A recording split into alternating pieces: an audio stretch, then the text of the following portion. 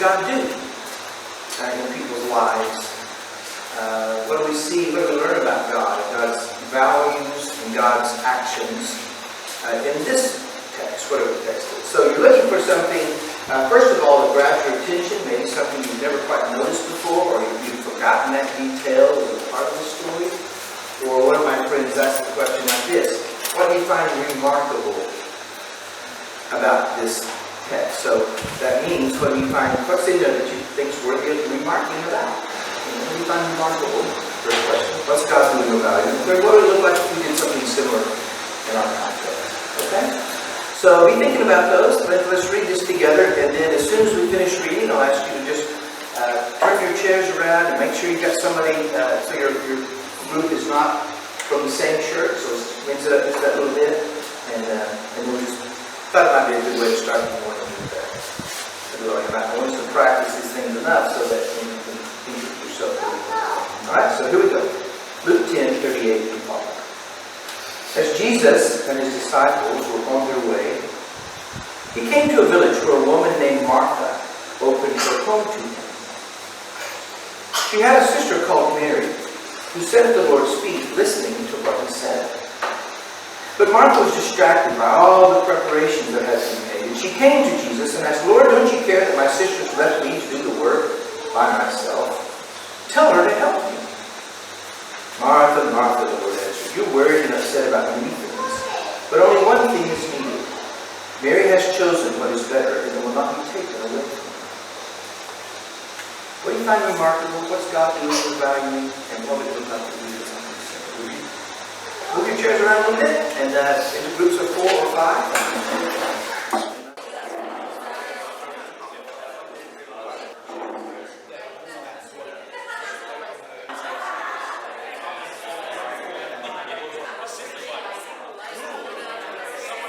I always gain something. I thought I wouldn't have thought of that. I've never thought of that before. I've never noticed that before. I've never wondered that before. And so there's a lot of value, I think, in getting into smaller groups and with a question or two to get at that. So I hope you found that to be true. Could we have 3 or 4 responses to what's the best thing you heard or occurred to you in your little conversations? I'm going to say yes, that I did put policy on the table. Okay, he's putting people first again. Yeah, people are prioritized again. Yeah, okay. Well, he wasn't prioritizing Martha. I'm sorry? He wasn't prioritizing Martha. Yeah. Or maybe Martha needed to hear something. You know how sometimes it takes those that love us the best to speak the hard truths to us. There's some proverb that says, "Trusted or faithful are the wounds of a friend." Do you know this proverb? Oh, would somebody look that up? In Proverbs, it's trusted are the wounds. I think if you looked up wounds, you'd find it. But it's the idea that it says, I think it's in chapter 26. Trusted are the wounds of a friend, but an enemy multiplies kisses. I think it means that, love you. And then when you're not in sight, they say the ugly things, right? But it takes someone who really loves you to say, Ross, can I tell you something? I had an experience that occurs to me with a Bible faculty member. I was leading a committee. We weren't getting anywhere, and I was getting really frustrated. And the next day, we had 27.6. Oh, they moved it. Yeah. Somebody moved it. And so the very next day, after this frustrating gathering, we have regularly lunches on Wednesday where we talk about stuff. We call it Theological Table Talk. Everybody brings a lunch and we chat about stuff. Well, one of my colleagues presented something that I thought was aimed directly at me. I don't remember the specific topic. I thought, he's talking to me and my terrible leadership of this project, right? So I go to him and I say, Randy Willingham. I say, Randy, I got to ask you something. What? He said, your comments yesterday, were those aimed at me? He said, what? I said, what did somebody ask you, or did it occur to you to say, Ross needs to hear this? And so, no, he said, I didn't know what I was going to talk about until I was walking in the room. But nobody. I said, well, I just wondered because that. He said, well, he said this. He said, Ross, I love you, don't you? I said, yeah. He said, you know, I wouldn't do anything to hurt you. I know that. He said, I need to tell you something. Okay, tell me. He said, but first I need to know. Do you know that I love you and I'd never do anything? Yeah, I know that. What? He said, well, Ross, you're arrogant. He said, oh. Do I? And I said, ouch! And then I said, thank you. Thank you. My friend had just wounded me. But because it was a friend, Yep. he wasn't doing this to put me in my place. He's doing this, Ross, you need to know that if you're going to provide leadership in our faculty, you need to take a harder look at how you're doing that and how you're coming across. And it was a wonderful moment, right? And so I've copied that, and sometimes I'll have to tell people, say, I think I need to tell you something. Well, what? Well, before I tell you, I got to know. How are we? You know, is the bridge between us strong enough to bear what I got to tell you? You know, and so you check the relationship first and then do that. So maybe this moment is Jesus is wounding his friend Martha in a way that'll make her say, ouch! Thank you. Right? So maybe he is putting both of them first in just the ways they need it. Who knows? I don't know. Someone else. Yep. Let us have another one. Maybe Martha thought she was doing the right thing based on tradition. Based on what? Based on what they traditionally. Yeah, there's hospitality's big in this culture, right? Yeah. Yeah. Did anybody kid? We talked a lot about this phrase, Jesus says only one thing is needed. And Mary's chosen it. That's not really true. You know, because in 2 hours, they're going to be hungry. And they'll think, you know, maybe there's two things that are needed. And Ross pointed out that there's a footnote that says maybe only a few things are needed. Right? So, and Mary's chosen well here. And we wondered about, you know, we get this story in just a few lines. When in that culture, preparing a meal is going to take a while. And maybe we're getting a very, very condensed version of what happened. And we just wondered if perhaps that maybe Jesus could have said, Martha, appreciate you. You're a hospitable person. It's a gift. You're a great cook. I love being in your home. But you know what? Maybe we can do both of these things. Would you just come sit down here? We'll set a timer for half an hour. We'll turn the sand glass over or whatever they did. I don't know. And then after we've talked a while, we'll all get up and help you fix the meal. I wonder if there's a both and possibility here. And so, I don't know. Anything else you want to say about this story? Yes, sir. No, we talked about how, Jesus was looking at the heart, and you know, given the cultural setting, given the role women played at that time, it was blatantly obvious that things needed to be prepared. So we thought the heart was the overriding factor in this story, which was obviously that there was real covert hostility being lasered through the room. Between the two sisters, yeah? You know, because it was such an obvious situation there. So that was one thing that we really picked up on was Jesus wasn't looking at the situation, he was looking at her heart. Yeah. And the other thing was it was the doingness. It's not about the doingness of our performance-based religion that saves us. It's about the grace of, it doesn't matter how you perform. What's important is the heart. Yeah, great. Do you think it's reasonable that both Mary and Martha have really righteous hearts?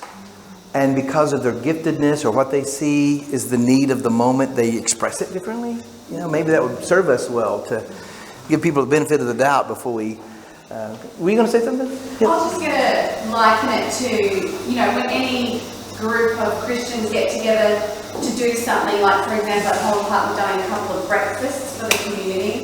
You can either, like so many things need to be done, right? You're cooking breakfast for potentially, hopefully lots of people. And so there's all these things that need to be done, but they can be done while still having your eyes open to what God needs you to do in the moment when you walk through the door. So focused on getting those pancakes perfect and making sure you have this and this set out perfect. It's important, the pancakes. Don't burn them. Like, you know, you can be so bogged down in the details and miss the big picture of why you're actually doing something. Yeah, so in the story we have the word distracted. Martha's distracted. What's she distracted from? She's distracted from the something else that Mary sees and is tending to, right? Yeah, good. I can't imagine you remember this because it's A, camp, and B, it's been 48 hours ago. But one of the things we talked about when we're reading the Gospels is reading them vertically. So we look at what happens above the story, and we look at what happens after the story, and is there any insight that arises between comparing the literary context of this, right? Well, so the story right above this one is that of the Good Samaritan, right? And in the story of the Good Samaritan, Jesus really affirms the person who does something, right? Some of us were talking yesterday about there's 4 kinds of people: those who make things happen, those who watch things happen, those who criticize what's happening, and those who wonder what's happening. And the world needs people. It seems to me a leader is somebody who sees what needs to be done and says, let's, and gets up and gets after it, right? So in the parable of the Good Samaritan, Jesus really affirms somebody seeing what needs to be done and stepping forward and getting it done. Action. And now the story that follows this, the action person, Martha, is kind of saying, wait a minute, Martha, calm down, sister. Okay? Mary is sitting here. We might use the word contemplation. She's listening. She's thinking about what this means for her life. And so you've got a story of action and Jesus commending that action. And now you have a story where there's action present, but what Jesus commends is the contemplation. And so it's kind of interesting. In back-to-back stories, you have a real contrast. You know, there's a time to act. And there's a time to sit and think about what's happening and how should this go. And so a couple of things. You probably know this in some form or not. But I have a friend who, there's some literature out there called Boundaries. Do you know this?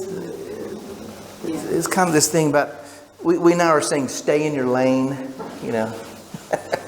Just do what's your business and let other people do what they're responsible for, and don't try to do for them what they really need to be doing for themselves, that kind of thing. And my friend, we were talking about this, and he said, yeah, and there's also margins. I said, what's that? He goes, well, when you plan your day, and so this thing on the left is meant to be just sort of your daily calendar. He said, when you plan your day, you got meetings, you got appointments, you got to take the car to get serviced or whatever. There's going to be those things. But don't put those things back to back to back to back to back. Build into your day some space that's not filled just with driving from A to B, but space where you can kind of, okay, now what's next? Who am I going to be with? What do they need from me in that meeting? How might I encourage the person I'm about to be with? You know, and maybe you say a line or two of prayer. Nehemiah was big on one-sentence prayers, apparently. You know, Lord, I want to be helpful here. Open my eyes. Tune me in to the others. Give me the words. All right. And then you walk in and you're better prepared for whatever it is you're facing. And so we were talking in our group about this book by Stephen Covey about 7 Habits of Highly Effective People. It's gotten quite a bit of reading north of here, maybe here as well. But one of the things he said is, you know, keep first things first and think win-win. But one of the things he says, the last habit, is to sharpen the saw. And his analogy is if you're trying to cut a tree down or a limb off with a dull saw, you're going to work and work and work and work and work. And you'll probably finally get it done, but you'll be worn out and resentful. But if you'll step back and sharpen your tool, and then go to the task, it'll be easier, it'll be more enjoyable, you'll get it done more efficiently, you know. You're probably going to do less harm to the tree, you know. And so the idea of stepping back and preparing for the activity is worth considering. And in this one, you might have seen Covey claims, and I don't know if this is original with him or not, but Covey claims that all the activities of our lives can be sorted into 4 categories. So this is stuff that's important, and this is not important. And this is urgent, and this is not urgent. Okay? So this is important and urgent. This is not important, but it seems urgent. This is not urgent, but it's important. And this is neither urgent nor important. Have you seen this before? Everybody seen this? Okay. Just so maybe I'm just reminding us so this stuff is pretty easy to recognize. Someone falls. If that carpet python bit one of us, we'd all sort of hear about that pretty quickly, and we'd say, okay, where's the first aid kit? And we'd jump into action. We'd probably stop what we were doing. If somebody walked in and said, somebody's snake bit, we wouldn't go, well, we'll tend to it after class. Get out of here. Well, we wouldn't do that. We'd stop what we were doing. We recognize this thing is, it's urgent because it's, a bite, it's a wound, and it's important because it's a human being, probably one of our kids. So there's that. That's easy to recognize. And this is pretty easy to recognize. The stuff that's not urgent nor important. My shed, where I keep some woodworking tools. I know where everything is in there. I kind of know what's in there, but it's pretty messy. And about once a year, maybe twice, I go in there and kind of pull it all out and throw stuff away and put it back in there. But if I never did that again, I'm not going to be on my deathbed saying, kids, one last thing, clean the shed out. Who cares? It's just not that big an issue, right? So Covey says where we live and die are these 2 things. Because what's urgent is usually what other people want from us. It often is what other people want from us that we might not think is all that important. And the stuff we'd say is really important to us, like pancakes. Is that what you said? Said pancakes. Yeah, pancakes are important. What else? People, right? Your family, right? Your family and friends. I've not interviewed them all, but I don't think anybody lays there in their last hour of life going, man, I wished I'd have worked more away from home. I wished I would have, mowed the yard more often. I wish, what they say is, I wished I would have loved better. I wished I would have spent more time with the people I love. I wished I'd have been a better friend. Am I wrong? Isn't that sort of the sense that we recognize that God created us for relationship, and it's when we're in relationships that are strong and trusting and loving and relatively healthy that we thrive. It's, I don't know, this may be overstated, but it's almost like your sense of well-being as a human being is pretty connected to the health of your relationships. Not that your relationships are all smooth sailing, but that we're honest and that we know we love each other, and you can work that out if you. I'm spending a lot of time. Well, that's overstated. I often say to young couples who have children, the ages of the children I see running around here, I think there's 75 if I counted right.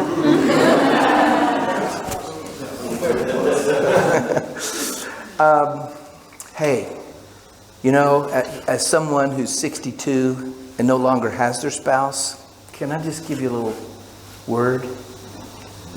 Could you hear something from Sure. It's usually a guy I'm talking to. I said, you know what? Pull her aside, pull her into the other room, and wrap your arms around her and look in her eyes and remind her why you did this in the first place. Remind her what a gift she is, And that's kind of a margin kind of thing to do. There's always going to be something else the kids need. And they won't let you forget it, right?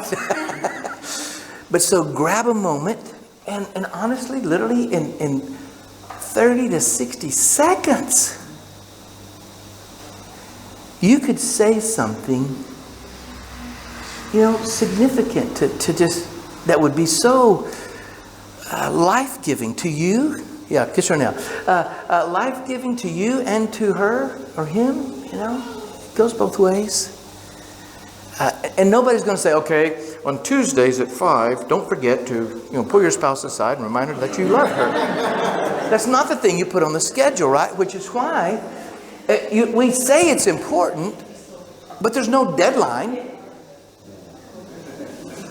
There's not only no deadline, there's seldom accountability. It's like, you never tell me you love me. I told you I loved you when we married. If I change my mind, I'll let you know, kind of thing. No, that's not how it goes, right? And so, how do we give expression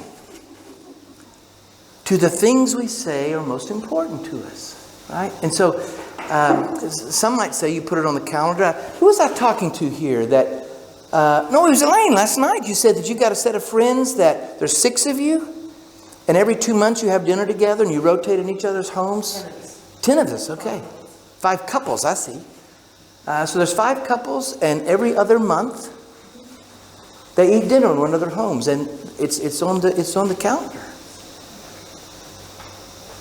Yeah, I think that's pretty cool. There's a young couple in Searcy that we've kind of covenanted to where second Sunday we're going to have Sunday lunch together, and we're going to pull in another couple of family units who might be new, or we since need more connection, something like that. So you can put some of this on the calendar, but some of it you just need to seize the day. You're taking the kids to school, okay? And you're running close. Maybe you're not late, but you're not really, really way early, right? Who arrives 30 minutes to school? 5 minutes early? Oh, 5 minutes. That's how much time I have. Thank you. I thought you were going 5 minutes early to school. I was like, no, but it's a different thing. She's my timekeeper. Sam's my timekeeper. So, okay, you pull up in front of the school, and your child reaches for the door handle. And you say, hang on a second. Look me in the eyes. Do you know how important you are to me? Do you know how much I love being your mom, or I love being your dad? I'm so pleased with you, Does that come after 10 minutes of screaming and getting in the car? Yeah, right after that. Well, so you might have to say, you might have to say, earlier.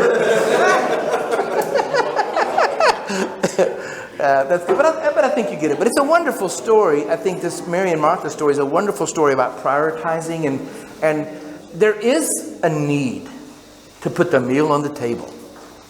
Martha's doing a good thing, actually. But what's happened is it's become it's getting so much, it's stressing her so much that she's lost sight of another important truth. And one last thing. Somebody said the opposite of a fact is a lie, but the opposite of a truth sometimes is an equally profound truth. So, for example, you need to inhale and you need to exhale, very different kinds of activities, but both are needed. You need to work, you need to rest. Proverbs would say this in chapter 24, I think, where in 2 consecutive statements it says, answer a fool according to his folly, or he'll think himself wise in his own eyes.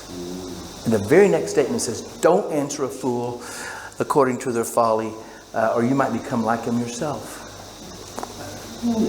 Well, which is it? Do I answer the fool or not? Well, it depends, right? And that's what wisdom is. It's discerning. Is this the right time? Is this what's my relationship with this fool? Am I hangry? Do you use that word here?